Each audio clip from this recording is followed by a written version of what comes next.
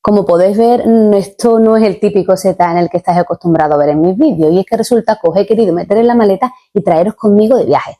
Estoy en Maine, en Estados Unidos.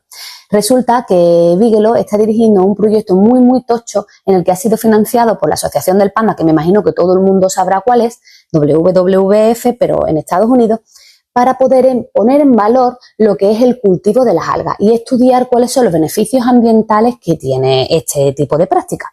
Resulta que en el proyecto la idea es evaluar cómo puede contribuir el cultivo de las algas a la mitigación de manera local de la acidificación oceánica. Así que si te interesa este tema o no conoces nada, no sabes de qué va este rollo y quieres aprender algo más, pues quédate, siéntate, ponte tus caracolas y disfruta.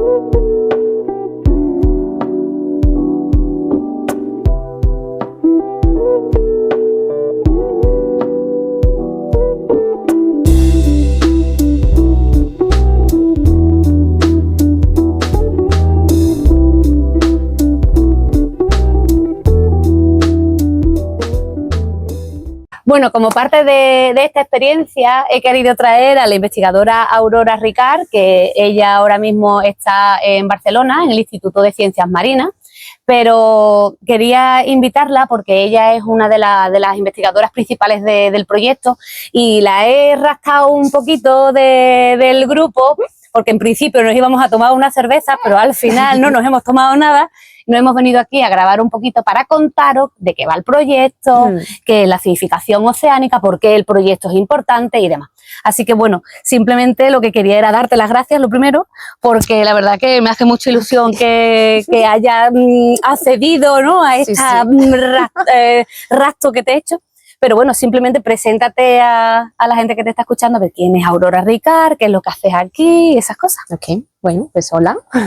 Yo soy Aurora Ricart y soy investigadora en el Instituto de Ciencias del Mar en Barcelona, que es un centro del CSIC, del Consejo Superior de Investigaciones Científicas.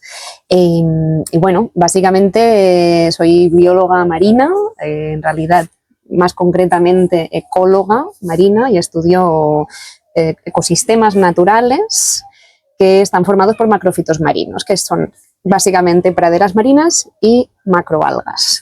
Entonces, mi especialidad es un poco relacionado con el cambio climático, ¿no? Cómo estos ecosistemas están impactados por el cambio climático y también cómo son ecosistemas fotosintéticos que pueden secuestrar carbono, pues cómo estos pueden ayudar a algunos de los efectos, pueden ayudar a mitigar algunos de los efectos del cambio climático. ¿Y los estudios que tú estás haciendo ahora con respecto a este cambio climático y demás, están centrados en la parte del Mediterráneo o has hecho estudios en otros sitios? No, bastante global.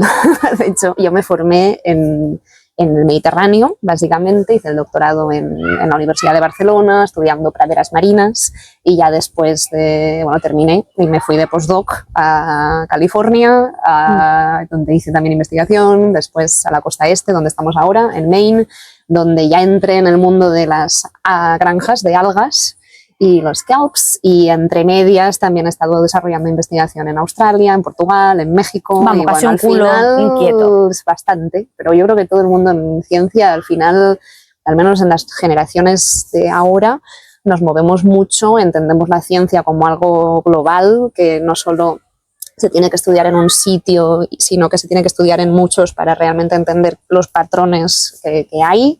Y sí, al final no me describo tanto por el sitio donde hago investigación, sino por el tipo de ecosistemas que estudio.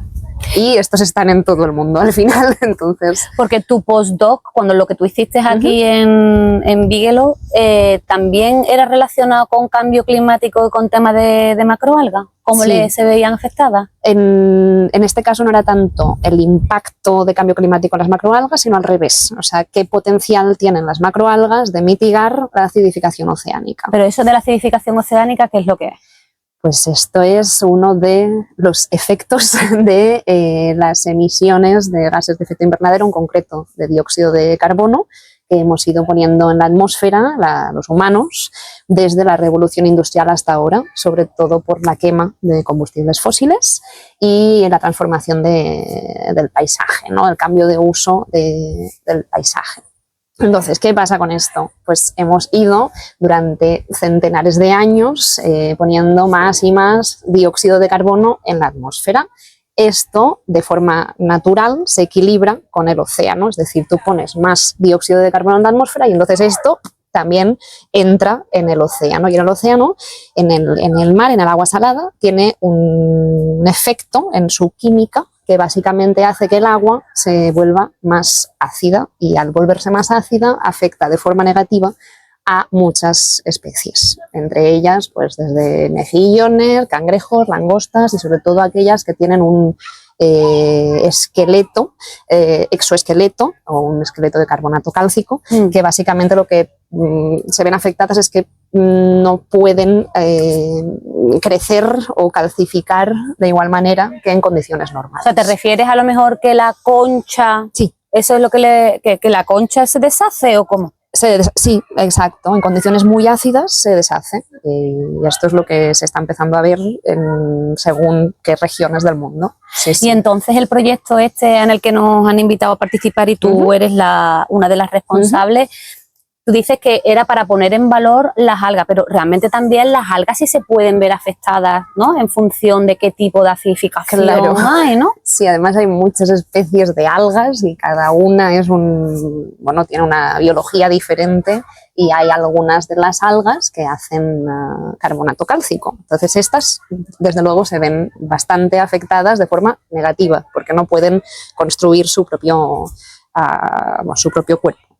Pero a aquellas que no son calcificadoras, aquellas que no hacen este esqueleto, de momento las investigaciones que se han ido haciendo, algunas nuestras, otras de otros grupos, se ha ido viendo que se ven beneficiadas por una mayor concentración de dióxido de carbono en el agua. Claro. Y esto nos da una idea o una hipótesis a testar, que es lo que se está haciendo en este proyecto, para ver si estas algas, que las vamos a llamar algas flexibles, que no tienen estos esqueletos de carbonato cálcico, si realmente pueden ayudar a mitigar esta acidificación oceánica. ¿Por qué? Porque lo que hacen es, a través de la fotosíntesis, sacar el CO2 del agua, lo convierten en oxígeno, y al sacarlo lo que hacen es revertir el efecto de cambio climático que justo acabo de explicar. O sea, entonces esta sería la tienen contemplada, por ejemplo, la comunidad científica lo tiene contemplado como una herramienta de mitigación de acidificación oceánica. Esto es lo que se está intentando ver si es, hasta ahora se ha visto clarísimamente en los experimentos en acuarios, ¿no? Los científicos, aparte de salir al campo y recoger datos y tratar de entenderlos, también hacemos mucha experimentación manipulativa en donde tratamos de reproducir escenarios de cambio climático futuro y entonces ver qué pasa a pequeña escala. Entonces, en este tipo de experimentos sí que se ha visto que las macroalgas pueden captar este CO2 y revertir las condiciones de acidificación. Y hasta ahí podemos contar. Ahora el siguiente paso es ver si realmente este efecto que se ve en condiciones controladas en el laboratorio también se observa en el medio natural o abierto, ¿no? Y entonces una de las ideas es como la acuicultura de macroalgas es un sector que está creciendo mucho por otros motivos, pero está creciendo mucho en los últimos años, especialmente en Europa, en Estados Unidos, en Australia es un sector de rápido crecimiento y entonces una de las ideas es tratar de ver si estas granjas de algas que están pensadas para la industria alimentaria, para la industria de la agricultura, para los fertilizantes y para cosmética y otras historias, si además también pueden hacer esta captación de dióxido de carbono y revertir las condiciones de acidificación allí donde están puestas. Como una dualidad, ¿no? Realmente es como, por una parte te puede beneficiar y utilizarlo como un recurso cosmético, de comida y tal, pero luego también como un recurso ambiental, ¿no? Como para mitigar de cierta manera, bueno, lo que se está intentando hacer con este proyecto. Claro, es lo que estamos intentando entender en este proyecto, que bueno, lo explico, ¿no? Es un poco, hemos invitado a investigadores de todo el mundo, o sea, realmente hay representados muchos países y que trabajan en granjas que están distribuidas alrededor del mundo para ver si este efecto realmente existe en las granjas, ¿no? Y si es una cosa que es homogénea y constante y pasa en todas ellas o solo se ve en algunos sitios, tratar de entender si es una potencial solución basada en la naturaleza, aunque son ecosistemas artificiales, o sea, no son bosques de macroalgas, son granjas de macroalgas. La gente pero lo pone al final, ahí, ¿no? Exacto, al final estás cultivando una especie local de la zona y tratando de entender si realmente hay una mitigación de la acidificación oceánica a nivel local, o sea, a nivel de dónde está la granja. Por eso, ¿tú cómo lo haces, Aurora? ¿Cómo realmente, o sea, ahora nosotros cuando tengamos los datos, eso, ¿cómo son esos datos? Claro, ¿de dónde vienen esos datos? Vale. ¿Qué tipo de instrumentos utilizas para recolectar esos datos? Y pues cuéntanos un poco. Básicamente, se miden parámetros relacionados con la química de carbonatos, que es bastante compleja y ahora no voy a entrar en explicarla, pero lo hacemos, o sea, medimos estos parámetros mediante sensores autónomos, ¿no? O sea, tenemos unos sensores, los ponemos en las granjas, la mayoría de veces están colgados en las mismas cuerdas donde crecen las propias algas, y estos sensores van tomando datos de forma continua durante todo el tiempo que los hayamos programado, ¿no? Y aparte del uso de sensores, donde medimos diferentes variables, también tomamos muestras de agua alrededor de la granja, dentro de la granja, arriba abajo, para después irnos al laboratorio y analizar estas muestras de agua por otros parámetros que tal vez el sensor no nos da. Y eso que lo habéis hecho en diferentes granjas, me imagino, ¿no? Porque estaréis viendo, a ver, porque en función de cada granja tiene que tener unas características peculiares, ¿no? Sí, no, cada granja es un mundo. Esto es, en este caso, las IPs de este proyecto venimos de otro anterior proyecto donde hemos trabajado con 3 granjas, una en Alaska, otra en Maine, en la costa este, y otra en Noruega, ¿vale?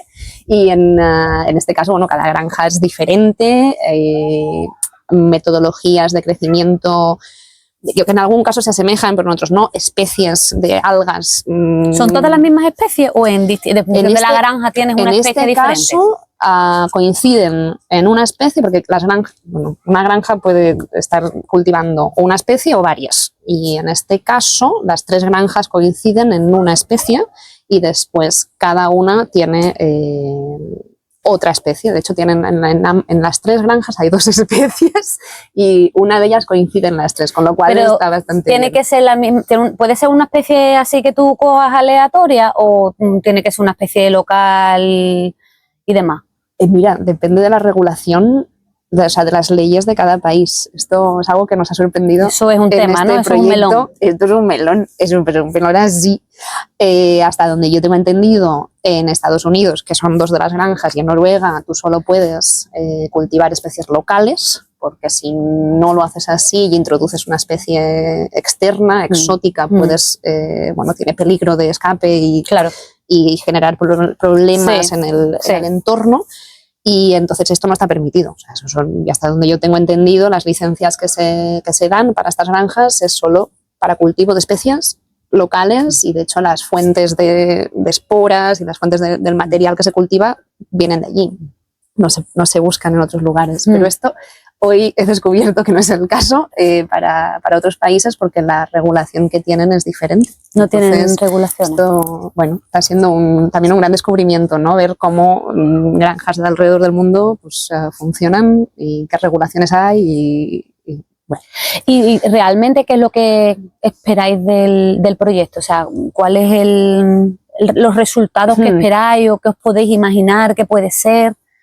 Me imagino que tendréis una hipótesis, ¿no? Sí, claro. O sea, la hipótesis de partida es que estas macroalgas, en el periodo de crecimiento fuerte, que normalmente es en primavera, bueno, finales de invierno, primavera, la hipótesis es que ahí hay realmente un efecto positivo en la química del agua, ¿no? Que la hacen menos ácida, que secuestran más cuando carbono. dice que es un efecto positivo, ¿a qué te refieres exactamente? A que revierten las condiciones de acidificación a la era preindustrial. Esta es la Es decir, que realmente es como que el carbono ese que está dentro del agua como que se retira, ¿no? Por medio de la fotosíntesis. Exacto. Entonces ese se pH acumula en el tejido de las macroalgas que después ya se dedican a otras cosas y ese pH, por tanto, sube. Y al subir beneficia a todos aquellos organismos que se ven afectados por la bajada de pH. Y vuelvo a insistir, sobre todo aquellos que calcifican, que hacen esos exoesqueletos. Claro.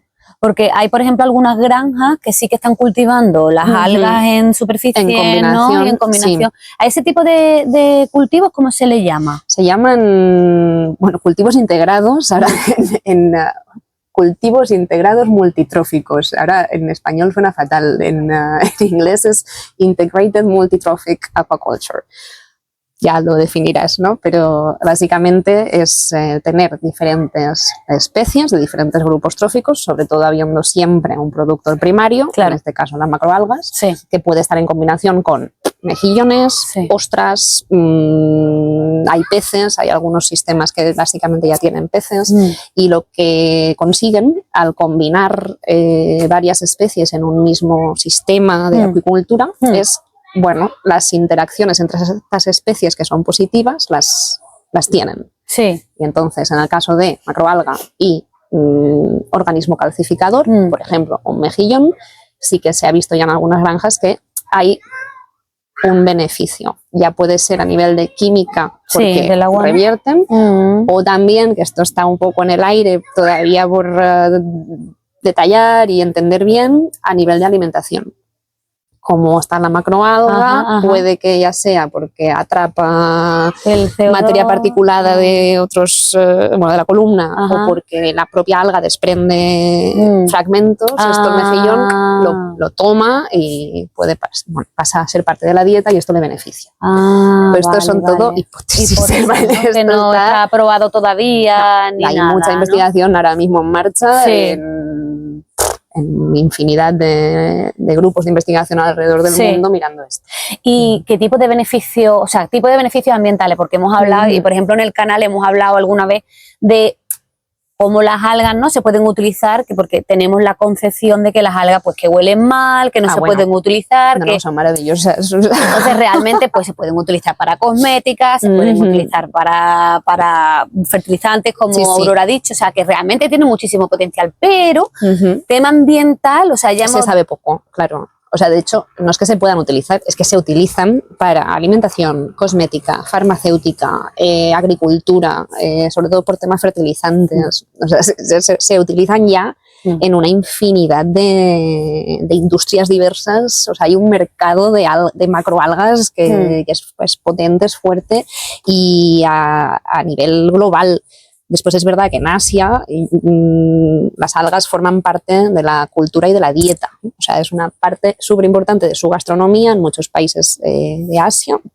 Y entonces allá llevan muchísimos más años, de hecho centenares de años, donde ya llevan esta actividad de acuicultura. O sea, en China creo que hay granjas ya con 300 años de historia, en Japón diría que también, Corea, o sea, son sitios donde son una barbaridad, está súper instaurado este tipo de industria, ¿no? Y el mercado global va un poco para acá, o sea, por eso está creciendo tan rápidamente el sector.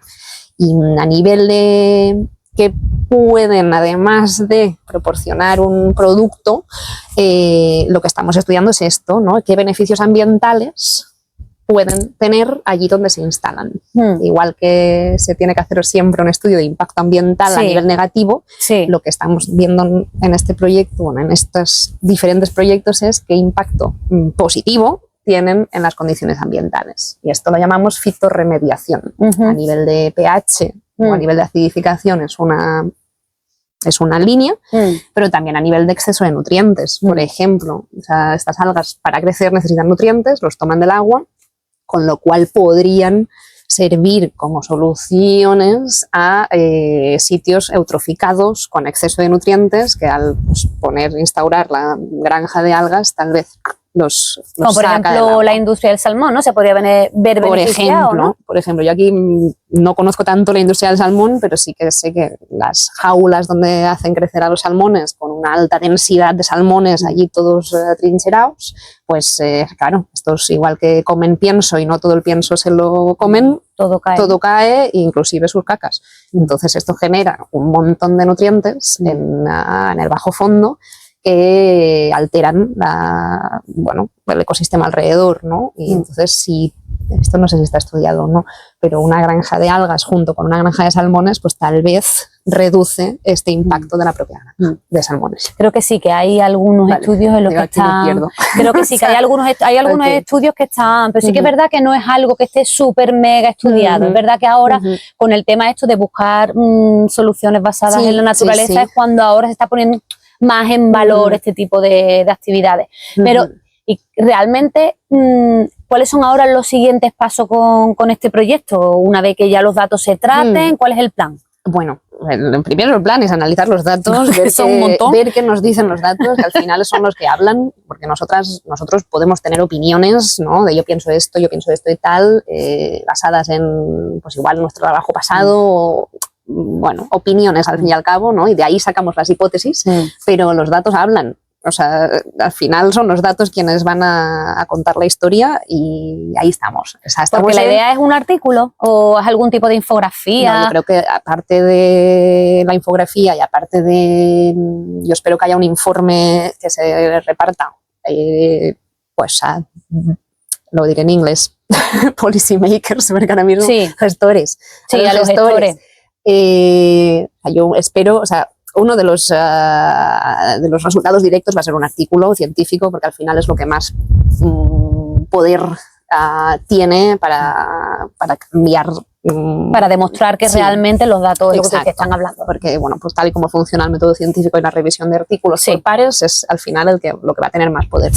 Pero esto es bastante, el lenguaje que se usa, pues es bastante complejo a veces y difícil de entender. Entonces yo espero que de este proyecto, aparte del informe de final de proyecto que tiene que estar, saquemos un informe de fácil de entender para gestores de medio ambiente, para las granjas que estén interesadas, ¿no? O sea, para la gente que trabaja en granjas que les interese este tema, pues que lo puedan...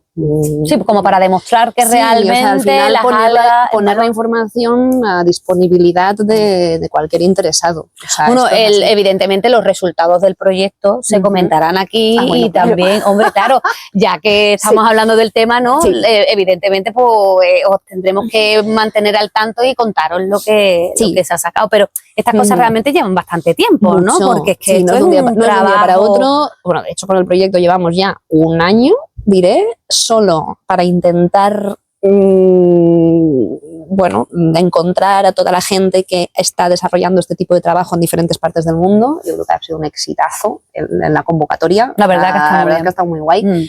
Previo a este encuentro aquí, que somos, no sé si somos 20 y pico, previo a esto ha habido reuniones online para prepararlo todo. Hay gente que ha participado en las reuniones online que ahora no está aquí por circunstancias personales de la vida, pero que al final hay bastante gente implicada que está desarrollando este tipo de trabajo en sus granjas o con investigadores que están trabajando en las granjas, y esto ya, solo el hecho de haber reunido aquí, yo diría, el 90% de la gente que está desarrollando este tipo de trabajo en diferentes puntos del mundo, eso ya es un éxito. Y claro, lo que va a ser difícil es, claro, vamos a ver, ¿no? Comparar todo esto y sacar conclusiones en claro de no lo que pasa en una granja, o sea, no lo que pasa en mi casa y en la tuya y en la tuya, sino a nivel un patrón general. Esto es lo que se busca, ¿no? Claro. O sea, realmente espero que los datos nos den esto, ¿no? Que haya un patrón general al cual agarrarnos, decir, vale, sí, las granjas hacen esto, benefician de esta manera a la acidificación, o no. Ese es otro posible tema, resultado, claro. Que al final dices, no, pues esta idea que se ha tenido, que hemos tenido, pues no, pues al final no funciona. Pero bueno, esto es bueno, lo que pero no hay que significa que porque no funcione en estos casos, no significa que se tiene que dejar de investigar. No, por supuesto. Y además es que se ha visto que en ecosistemas naturales que no son granjas, o sea, en bosques de macroalgas, que es la clave es que es diferente, esto no sé si tú lo has explicado antes o no, pero claro, la mayoría de granjas de kelps están colgadas de boyas. Entonces hay una columna de agua abajo, arriba, o sea, están en medio del agua. Cuando los ecosistemas naturales están en el fondo y crecen para arriba y crecen, bueno, hay especies que pueden llegar a medir 30 metros, entonces la biomasa que hay ahí es mucho mayor, diría. Y el hecho de que estén en el fondo hace que ese agua no circule tanto, vamos a decirlo así. Entonces sí que se sabe que en los ecosistemas naturales esto pasa. El pH sube, el carbono se secuestra, claro. Se ha visto en macroalgas, se ha visto en praderas marinas. Claro, ahora el tema es, ¿y en las granjas pasa? ¿Ocurre lo mismo? Pues esto es lo que estamos intentando entender. Pues nada, yo lo que te quería preguntar, como básicamente es porque como tú has estado aquí trabajando de postdoc, como lo que nos has estado contando, pero ahora tú estás en Barcelona, como he comenzado diciendo en el vídeo, y entonces en Barcelona exactamente ¿qué es lo que estás haciendo? Claro, en Barcelona pues estoy trabajando con praderas marinas, porque una de las cosas que pasa en el Mediterráneo es que no hay kelps, entonces la acuicultura de algas no existe, digamos, se recogen algas, eso sí, pero no se cultivan. Esto a nivel mediterráneo. Después en España, en la zona atlántica, es algo que está empezando a pasar con algunas granjas experimentales en Galicia. ¿Estás hablando de reforestación marina? No, estoy hablando de granjas.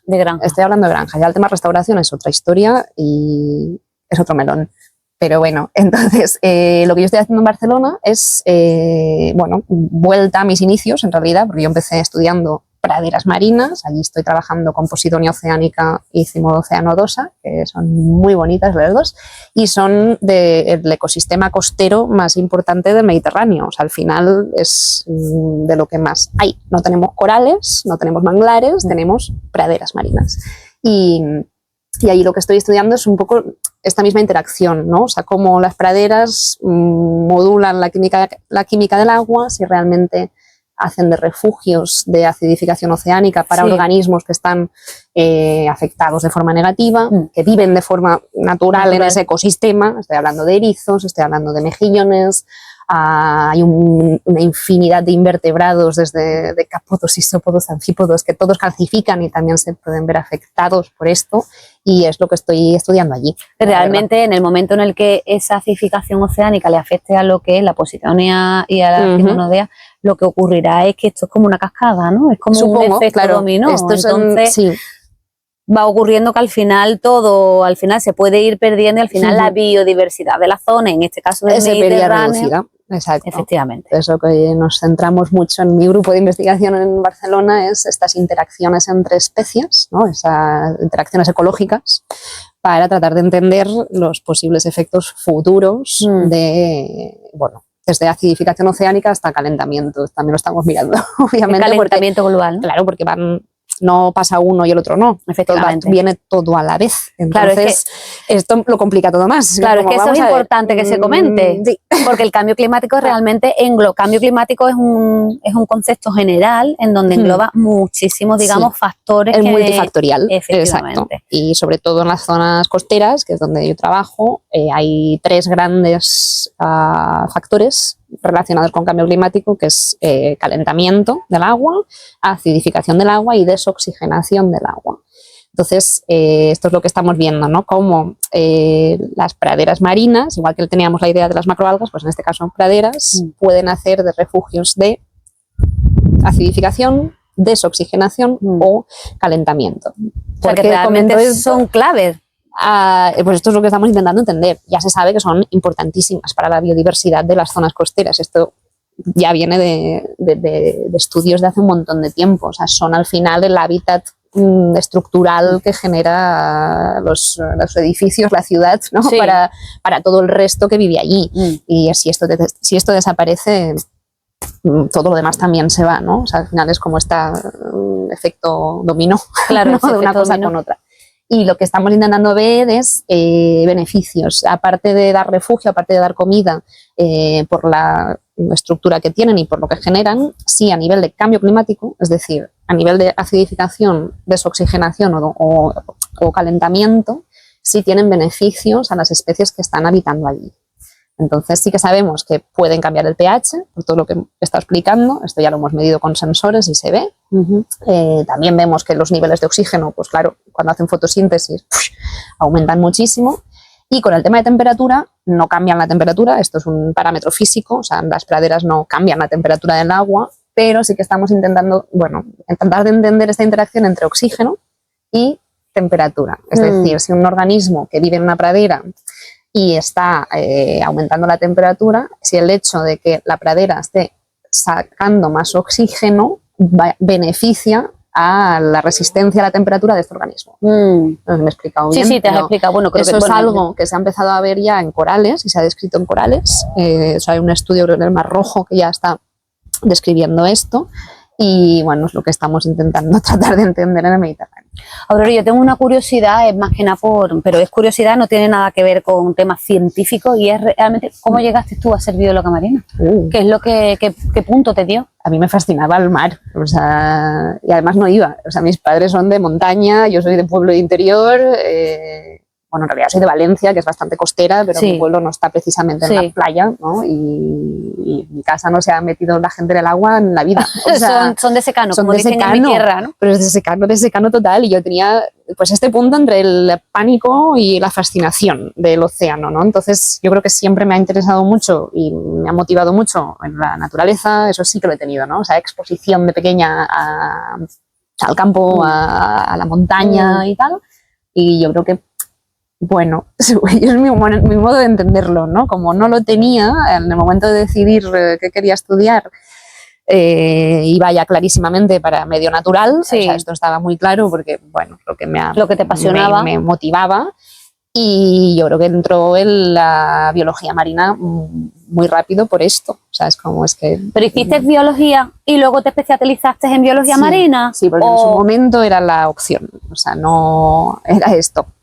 Era biología y después ya te especializas. ¿Lo hiciste en Valencia? Sí, biología en Valencia. Allí terminé la licenciatura y después ya la especialización en marino como tal vino... Bueno, empecé con una especie de Erasmus en México, que no es un Erasmus, pero es un programa también de estos de intercambio, y allí, esto era durante la licenciatura, como sí que fui a una universidad donde tenían muchísimas opciones de... ¿Que eran en Ensenada? No, en Guadalajara, que también está en interior, curiosamente, pero tenían muchísimo acceso a arrecifes de coral, y había bastantes asignaturas y profesores, investigadores que se dedicaban a esto. Y yo creo que ahí fue cuando saltó la chispita de... Y ahí fue cuando ya te enamoraste. Además me enamoré de la biología marina y de la investigación, porque empecé a hacer de voluntaria en un grupo de investigación y aquello fue para mí fue un descubrimiento de cómo, un descubrimiento de una opción profesional que no conocía hasta ese momento. O sea, porque en la carrera no te habían contado nada, me imagino, no te habían dicho... y sí que sabes que hay gente que se dedica a investigar, hay científicos, hay científicas, menos científicas que científicos, pero bueno, esto es otro melón. Pero no, yo creo que no lo tenía yo en mi radar para nada. Ya fue cuando llego a México que digo, ostras, es que esto puede ser una opción profesional. ¿Qué le dirías a la niña? Y a partir de ahí ya volví, yo volví de allí... Enamorada de como loca, ¿no? Bueno, como lo tenía clarísimo, doctorado, pero clarísimo, y no he parado. O sea, desde entonces ya fue terminar la licenciatura, máster, doctorado, y... ¿Qué le dirías a niñas, por ejemplo, o a chicas que están en el instituto o en el colegio, que realmente les apasione la ciencia, o que estén estando a lo mejor leyendo un poquito más? ¿Qué le dirías? Que si tienen vocación científica o sienten que la tienen, y eso suena a un palabra bastante vocación, pero en realidad si tienen curiosidad por entender qué pasa a su alrededor, ya puede ser desde biología, química, física, nubes, da igual, o sea, si tienen esa curiosidad de entender más allá de lo que nos muestra la vista, digamos, que sigan rascando esa curiosidad, ¿no? Es lo que llamo yo la vocación científica al final. Bueno, a ver, yo digo que niñas, la exploren. yo digo niñas porque en este caso has abierto el melón, ¿no? De que es verdad que la representación femenina es bastante menor. Faltan referentes. Efectivamente, faltan referentes. Entonces, por eso he mencionado el tema de niñas, ¿no? De chicas, pero sí que es verdad que evidentemente esto va dirigido tanto a, por supuesto, a todos los géneros. Efectivamente, no hacemos discriminación de ningún tipo. Exacto. Pero como estáis observando, la luz se nos está yendo. Total, sí. La verdad que me está siendo una charla bastante interesante, me está gustando mucho. Estoy disfrutando mucho porque aparte encima es que Aurora lo cuenta tan bien que te quedas como así, ¿no? Bueno, mirándola en no sé si se entiende del todo, pero... Sí, yo creo que ha quedado bastante bien. Okay. Pero nos vamos a despedir y nada, simplemente darte las gracias, Aurora, ha sido un placer, me ha encantado. Sí. No, felicidades por el canal. Nada, os mantendremos al tanto ¿no? de los resultados del proyecto. Sin duda, sí. A lo mejor nos manda un mensaje Aurora al canal contándonos los resultados. Nos juntamos y te lo cuento. También. Sí. No, yo creo que habrá otra juntada grande en el proyecto, al menos en febrero. Seguramente, no sé si todo el mundo que está en esta podrá acceder a la siguiente, pero yo creo que sí. Y bueno, por supuesto, Ana está involucradísima. Así que... Pues nada, os dejamos. Y simplemente gracias por estar con nosotros, haber disfrutado de esta charlita que he tenido con Aurora y que hayáis aprendido algo. De todas maneras, comentad en comentarios si tenéis algún tipo de duda, pregunta, no sé, cualquier cosa que se os ocurra y que podamos ayudaros, tanto Aurora como yo, en la medida de lo posible, evidentemente. No hagáis preguntas muy complicadas. Así que nada, muchísimas gracias por estar ahí y nos vemos en el próximo vídeo.